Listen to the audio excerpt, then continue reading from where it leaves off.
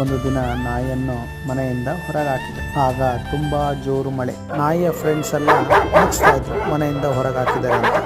ಆ ನಾಯಿಗೆ ಒಂದು ಛಲ ಬಂತು, ನಾನು ಏನಾದರೂ ಸಾಧನೆ ಮಾಡಬೇಕು ಅಂತ. ಆ ನಾಯಿ ಯೋಚನೆ ಮಾಡ್ತಾ ಮಾಡ್ತಾ ಪಾರ್ಕಿಗೆ ಬಂತು. ಆ ಪಾರ್ಕಲ್ಲಿ ಬೇರೆ ನಾಯಿಗಳು ಪ್ರಾಕ್ಟೀಸ್ ಮಾಡ್ತಿರೋದನ್ನ ನೋಡ್ತು. ಆ ನಾಯಿಗಳು ರನ್ನಿಂಗ್ ರೇಸ್ ಸ್ಪರ್ಧೆಗೆ ಪ್ರಾಕ್ಟೀಸ್ ಮಾಡ್ತಾ ಇತ್ತು.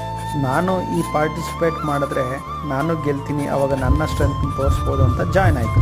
ರನ್ನಿಂಗ್ ರೇಸ್ ಸ್ಟಾರ್ಟ್ ಆಯಿತು. ಓಡಲು ಸ್ಟಾರ್ಟ್ ಮಾಡ್ತು.